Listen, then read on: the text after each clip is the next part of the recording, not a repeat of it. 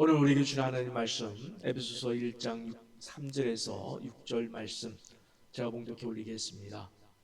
찬송하리로다 하나님 곧 우리 주 예수 그리스도의 아버지께서 그리스도 안에서 하늘에 속한 모든 신령한 복을 우리에게 주시되 곧 창세전에 그리스도 안에서 우리를 택하사 우리로 사랑 안에서 그 앞에 거룩하고 흠이 없게 하시려고 그 기쁘신 뜻대로 우리를 예정하사 예수 그리스도로 말미암아 자기의 아들들이 되게 하셨으니 이는 그가 사랑하시는 자 안에서 우리에게 거저 주시는 바 그의 은혜의 영광을 찬송하게 하려는 것이라. 아멘. 본문을 보면은 하나님께서 우리를 택하시고 부르신 목적에 대하여 명확하게 밝혀주고 있습니다. 이 말씀이 왜 중요하냐면 우리가 살아야 할 진짜 그리스도인의 정체성, 내가 어떻게 살아가야 하는지, 남은 생애를 어떻게 살아야 하는지 여기에 대한 가르침이기 때문에 그렇습니다. 먼저 3절 말씀을 좀 보면은 우리 한번 같이 다시 봉독하겠습니다. 찬송하리로다 하나님 곧 우리 주 예수 그리스도의 아버지께서 그리스도 안에서 하늘에 속한 모든 신령한 복을 우리에게 주시되. 아멘. 우리는 여기에 나오는 복이라는 이 단어를 참 좋아합니다. 우리는 예수 안에 있는 복, 예수 안에 있는 복을 좋아해야 하고 또 사모해야 합니다. 그것이 곧 하나님을 인정하는 믿음의 고백이기 때문에 그렇습니다.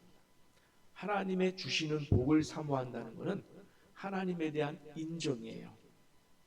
하나님에 대한 믿음이에요. 그래서 그분이 베푸시는 복을 사모해야 돼요. 그런데 우리가 복을 바라보는 관점이 과연 성경적일까에 대해서 자신을 한번 체크해 보실 필요가 있습니다. 첫째로 복을 주시는 주체가 누구이길 원하느냐. 여러분에게 복을 주시는 주체가 누구이길 원하십니까? 또 둘째로 그 내용이 무엇인지가 중요한데 여러분은 어느 쪽에 더 집중하면서 내가 복을 갈망하고 있는가 한번 이 시간 체크해 보시기 바랍니다. 복을 주시는 분에 집중하고 있습니까? 아니면 복의 내용에 집중하고 있습니까? 어느 쪽에 더 집중하고 있습니까? 세상 사람들의 관점은 단순하면서 확실합니다. 누구라도 좋다. 내게 복을, 이 사람들의 복은 세상적으로 좋은 거예요. 그냥 자기가 원하는 거예요. 누구라도 좋다. 내게 복을 주기만 하면, 이런 관점에서 이 종교 저 종교 뭐 표현해서 이 무당 저 무당 가리질 않습니다. 제가 중국의 신학교에 갔을 때 어느 전시관에 예수 십자가가 있다고 해서 참 기대감에 찾아갔습니다. 근데 거기에는 전시된 것이 예수 십자가만 있는 게 아니라 같이 공자, 석가모니부터 시작해서 온갖 세상의 종교를 상징하는 그런 형상들이 다 있었어요. 그리고 그 가운데 좀 제가 생각할 때도 초라하게 조막하게 예수 십자가도 놓여 있어서 참 실망했던 적이 있었습니다. 그런 것이 누구라도 좋다, 무엇이라도 좋다, 내게 복을 주기만 하면, 그런 신앙이라고 말씀드릴 수가 있습니다. 이렇게 세상 사람들의 대부분이 복의 내용이라고 붙잡고 싶어하는 것이, 여러분 뭐라고 생각하십니까? 세상 사람들이 가장 좋아하는 게 뭐죠? 네, 돈. 대표적으로 돈이죠. 그래서 제가 얼마 전에 이혼 전문 변호사가 여러분 혹시 아시는지 모르겠습니다만 유퀴즈 언더 블럭이라고 프로그램에 나와서 하는 말을 듣고 진짜 깜짝 놀랐어요. 어느 젊은 부부 가 이제 이혼 상담하러 왔는데 둘 다 직장인이어서 이제 돈을 버는 거죠. 그래서 공동 생활 통장과 카드를 하나 만들어 놓고 각자 매월 이제 정해진 금액을 서로 이제 거기다가 통장에다가 넣어두고 공동 생활 경비를 이렇게 쓰도록 이렇게 아마 협의를 한 모양이었어요. 그런데 균열이 생기기 시작한 것이 어느 날 부인이 자기가 쓰는 화장품을 그 카드로 결제를 했다는 거예요. 그 남편이 아니 당신만 쓰는 화장품인데 왜 이 카드를 썼냐? 그래서 싸웠다는 거예요. 그러다가 이제 남자 어머니 선물을 이제 준비하는데 이 숫자는 정확하지는 않아요. 어머니 선물이 21만 9천 원짜리를 이제 샀는데 그 다음에 친정 어머니 여자 어머니 선물은 19만 8천 원짜리를 산 거예요.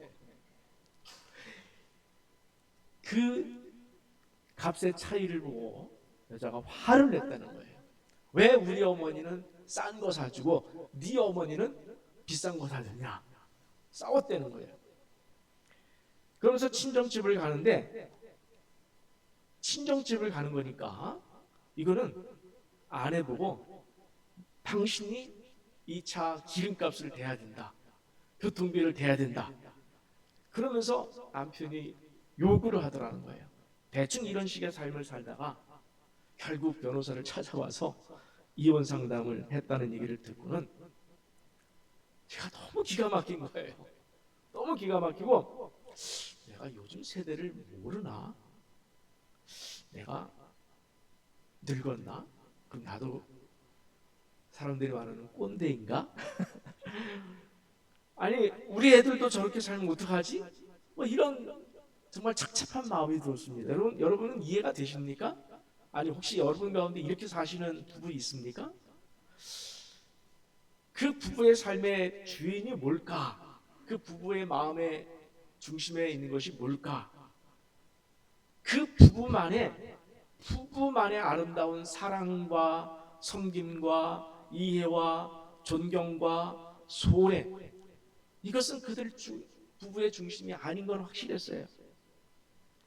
뭐 이렇게 말해서 좀 미안한 감도 있지만 제가 볼 때 그들의 주인은 오직 나, 배우자도 아니고 나와 플러스 돈, 나와 돈 그렇게 보였습니다. 이렇게 복의 내용을 보면은 이 땅에 속한 것들 뿐이에요. 이 땅에서 사람들이 부자 되는 거, 부유하게 사는 거, 높은 지위에 올라가서 모든 일에 성공하고 사람들을 부리는 것, 또 자기가 원하는 바를 얻고 누리는 것, 나아가서는 정말 배우자나 자식이나 부모를 위한 어떤 희생보다는 오직 나를 최우선으로 하는 극단적인 이기심에 갇혀 있는 것은 아닐까, 그런 두려움이 생겼어요. 여러분, 이런 식의 삶이 진짜 복일까요? 이렇게 살아서 복된 삶을 살 수 있을까요? 그러나 우리 그리스도인은 성경에 분명히 이렇게 얘기하고 있습니다. 세상과는 달라야 한다. 바울은 선언하고 있어요. 첫째, 어디에서의 복인가에 대한 정의입니다. 본문 3절은 하늘에 속한이라고 했어요. 하늘에 속한 모든 신령한 복이라고 했어요. 육신의 복이 아니라 신령한 복. 여러분은 이 땅이 아니라 하늘에 속한 신령한 복을 사모하고 바라고 또 소원하십니까? 아멘. 그렇다면 하늘에 속한 신령한 복, 성경이 말하는 하늘에 속한 신령한 복이란 무엇일까요?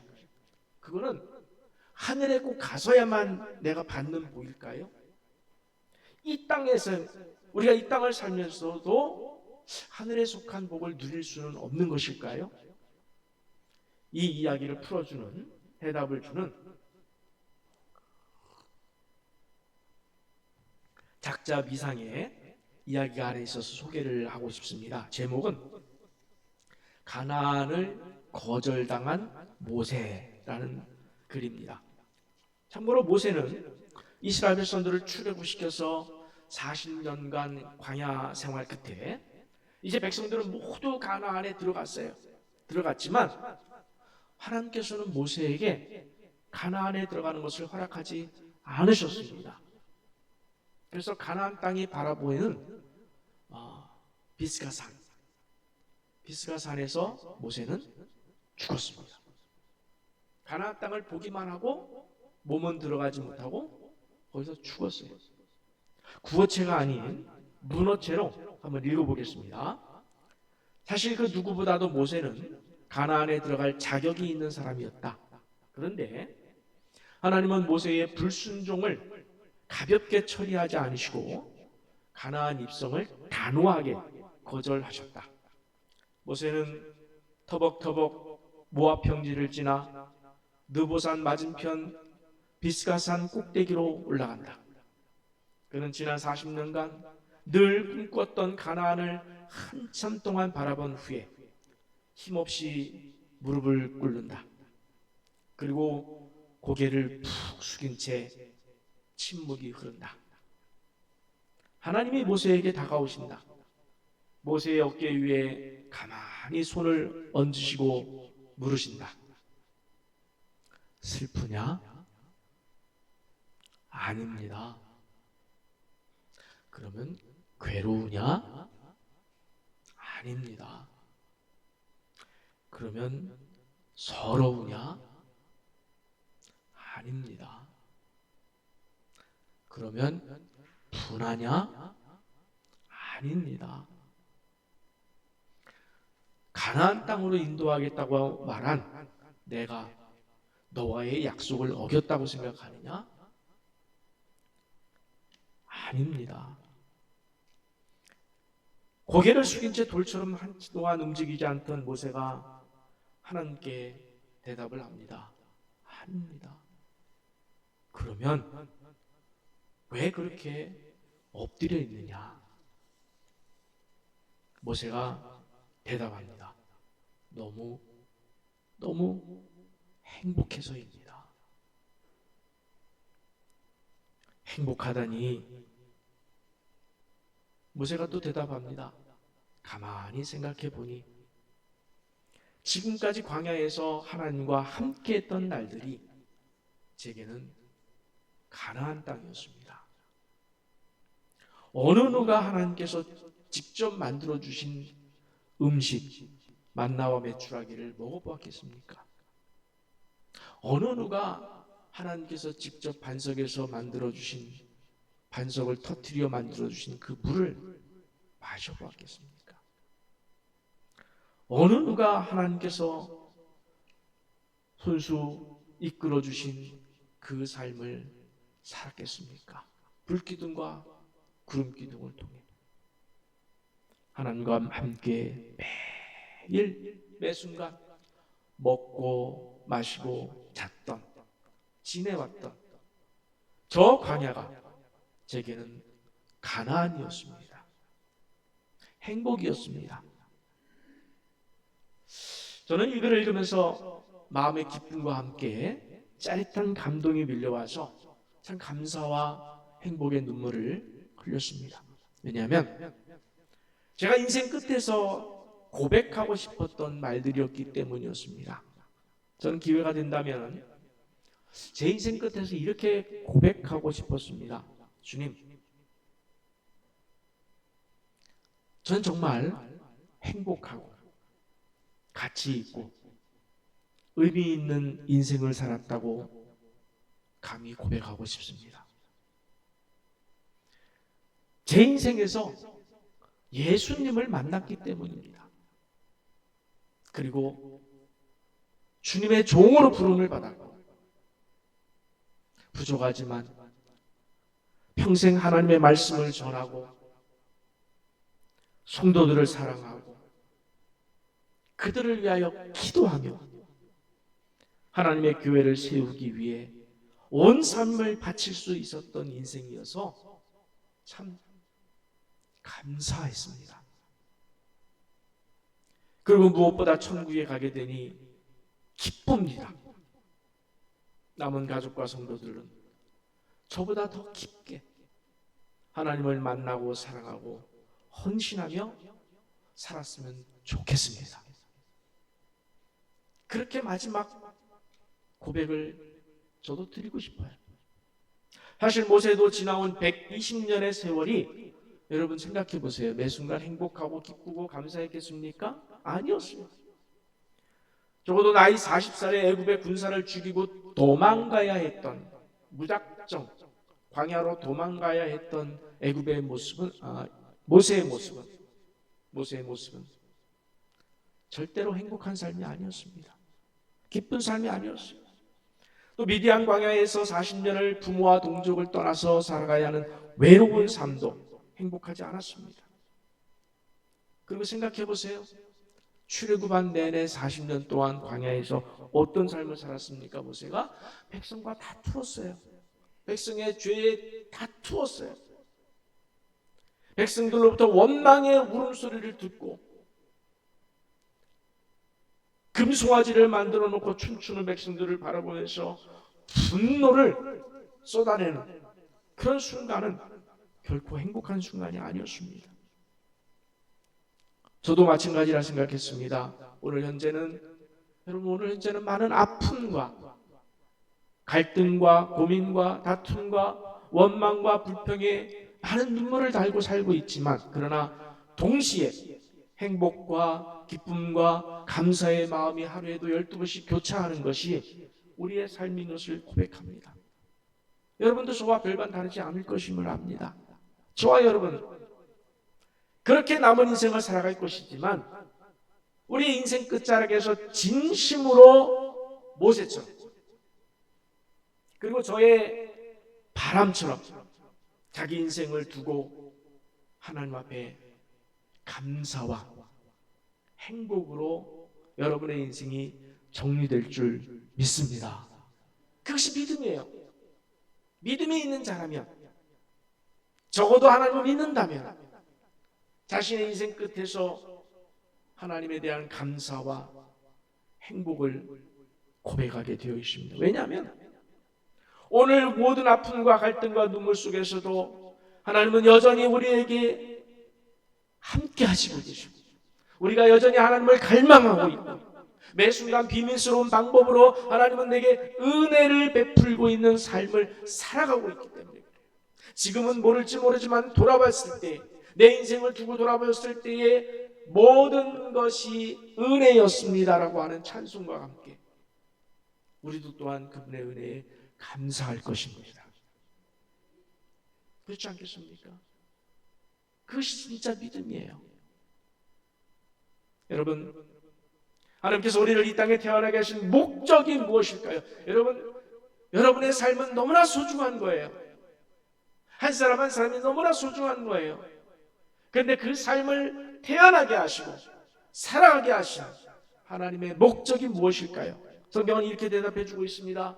본문 6절입니다. 우리 한번 같이 읽겠습니다. 이는 그가 사랑하시는 자 안에서 우리에게 거저주시는 바 그의 은혜의 영광을 찬송하게 하려는 것이라 그랬습니다. 이 말씀은 앞에 4, 5절에서 우리를 택하시고 부르시고 간섭하시고 역사하시는 그 하나님의 이유와 목적과 방향을 설명해 주는 대답의 말씀이기도 해요.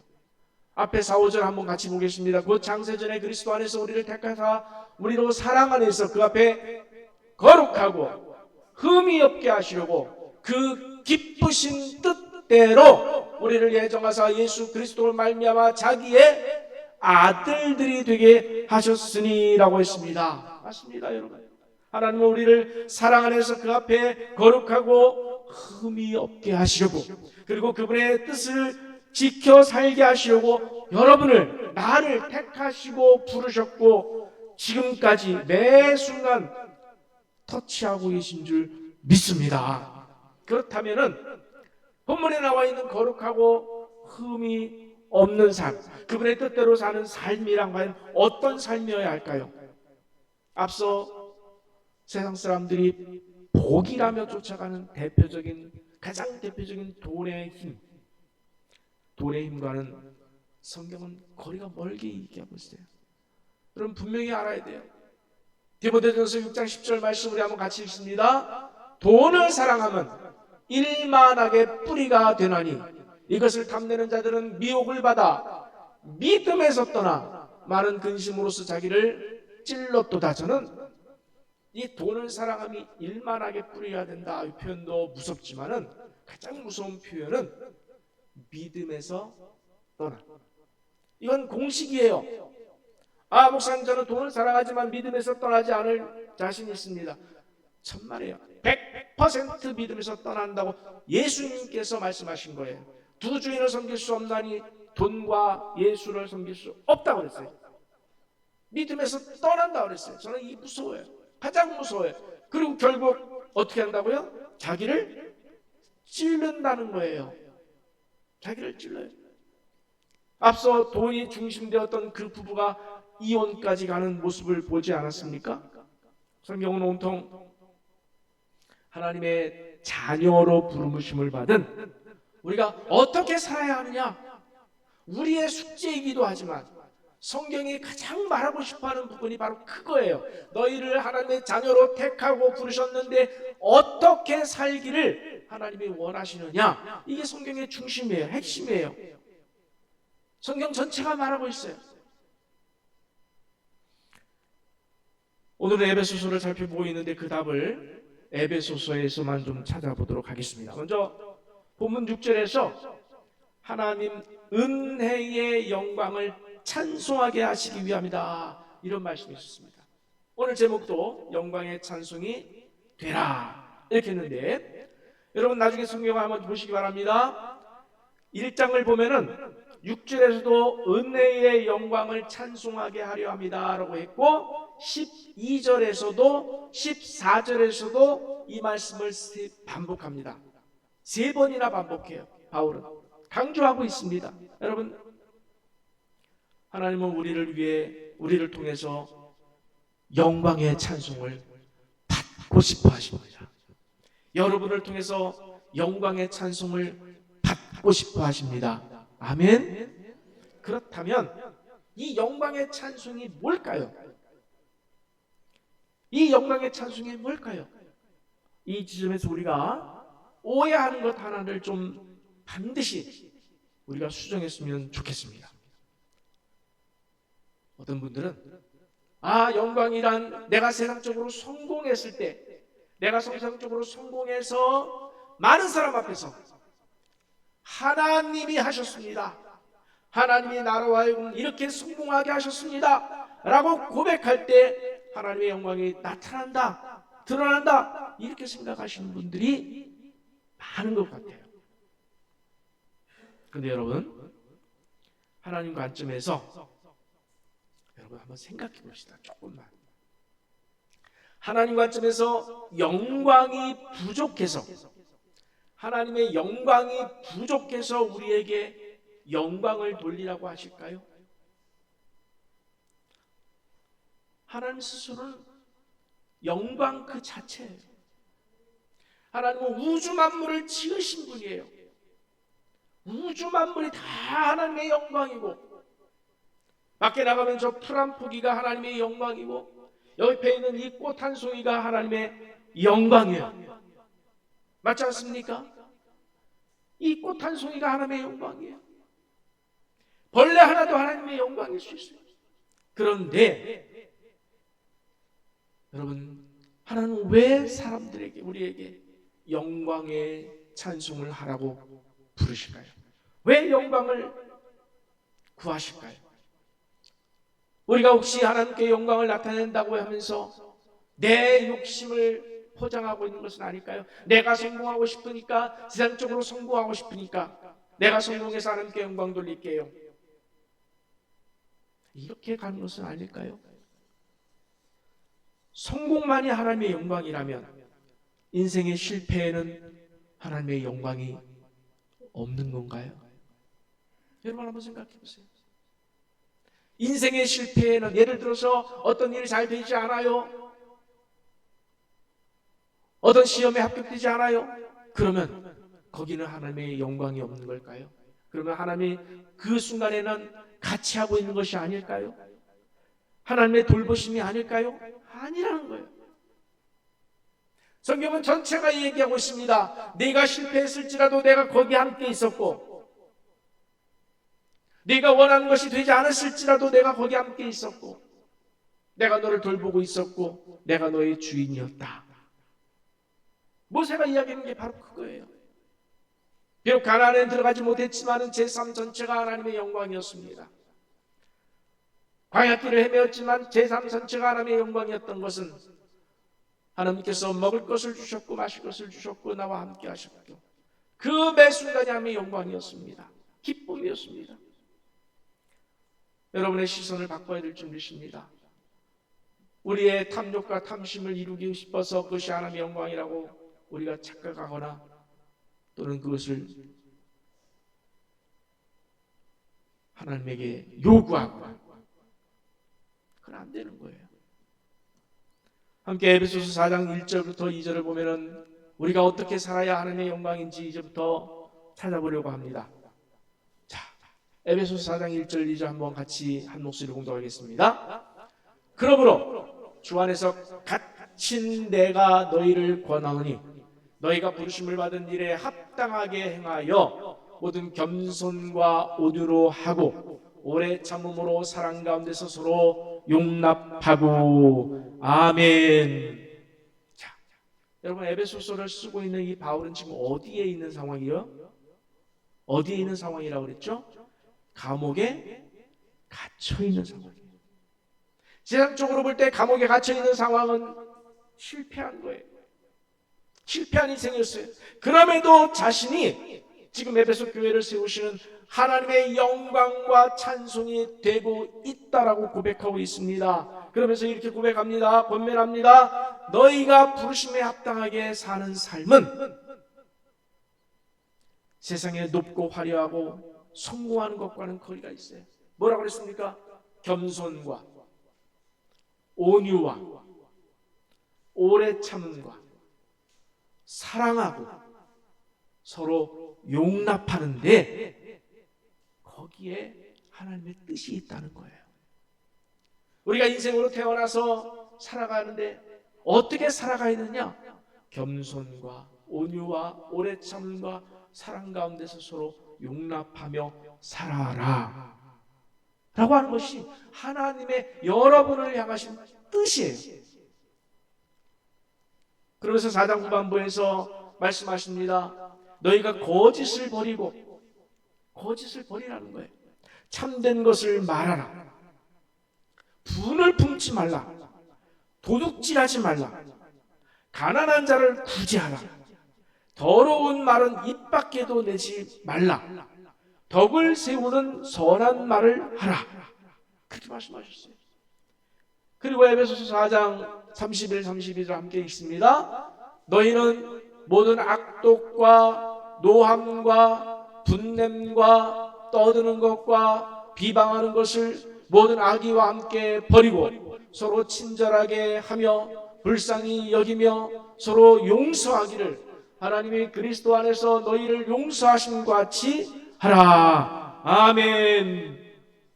여러분, 하나님을 영광스럽게 하는 것은, 내가 하나님을 영화롭게 하는 것은 우리가 세속적으로 주목받아서 성공해서 하나님이 하셨습니다, 하나님이 이렇게 저를 성공하게 하셨습니다, 이래서 영광되는 게 아니에요. 물론 그런 과정이 있을 수도 있어요. 누군가는 성공적인 모습으로 보여질 수도 있어요. 그건 하나의 과정이에요. 어떤 그 사람만의 과정일 수 있어요. 그러나 중요한 것은 누구라도, 성공한 사람이라도 실패한 사람이라도 어느 지점에 있는 사람이라 할지라도 중요한 것은 그 순간에 내 삶의 주인은 하나님이셨습니다 라고 인정하는 거예요. 하나님 말씀에 순종하겠습니다.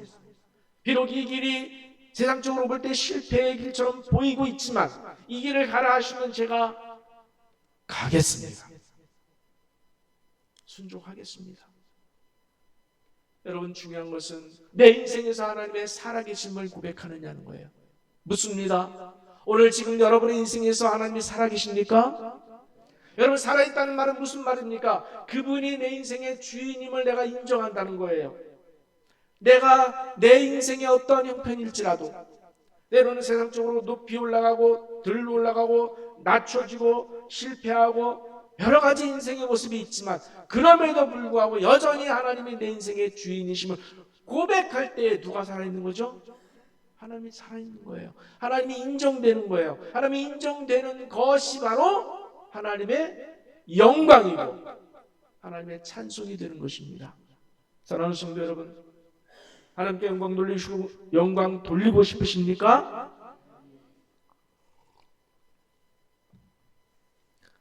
영광 돌릴 수 있는 방법은 많아요. 우리의 삶 구석구석에서 오늘도 수없이 많은 방법으로 영광 돌릴 수 있어요. 어떻게 영광 돌릴 수 있느냐? 예수님의 이름으로 살면 돼요. 비록 몸에 화가 나요. 화가 나고 분노가 치밀어요. 그러나 예수 그리스도의 이름으로 내가 참겠습니다. 분노를 표출하지 않는 거예요. 화를 내지 않는 거예요. 내가 예수님 때문에 참겠습니다. 누군가가 미워요. 누군가가 시기해, 누군가를 시기해요. 그 마음이 올라와요. 그러나 주님, 제가 주님 때문에 미워하지 않고 내가 그를 품겠습니다. 그를 위하여 기도하겠습니다. 말씀하신 대로 너를 핍박하는 자를 위하여 기도하라, 축복하라. 로마서 12장에 말씀하고 있는데 제가 그 말씀대로 따르겠습니다. 여러분, 누구를 인정하는 겁니까? 하나님을 인정하는 거예요. 내 삶 속에서 하나님의 살아계심을 인정하는 겁니다. 내 자신, 내 본능보다, 내 자아보다 하나님을 인정해 드리는 거예요. 그때 하나님의 영광이 나타나는 겁니다. 그때 하나님이 기뻐하시는 겁니다.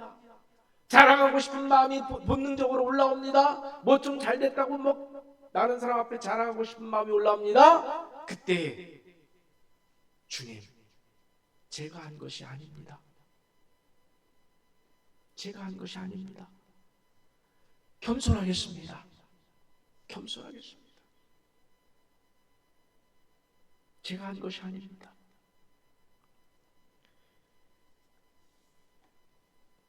여러분, 창세기에 보면 아브라함이 100세에 이삭을 낳습니다. 하나님께서 그 이삭을 드리라고 합니다. 그때 아브라함이 어떻게 했습니까? 순종했습니다. 여기에 대해서 깊은 이야기가 있지만 딱 하나 여러분에게 요즘 제가 묵상하고 있는 거예요. 아브라함이 어떻게 그렇게 드릴 수 있었을까? 어떻게 드릴 수 있었을까? 아브라함은 변명하지 않았어요. 따지지 않았어요. 아무 말 하지 않았어요. 어떻게 드릴 수 있었을까요? 딱 한 가지 원리예요. 이삭은 본래 아브라함 것이었습니까? 아니면 하나님의 것입니까? 하나님 것이에요.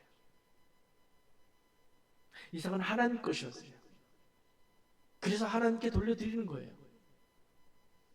여러분 가진 모든 것들이, 내가 가진 누리고 있는 모든 것들이 누구 것입니까? 하나님 것이에요.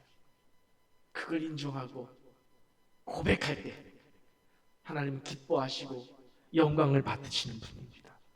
여러분, 하나님의 이름으로 인내하십시오. 예수의 이름으로 사랑하십시오.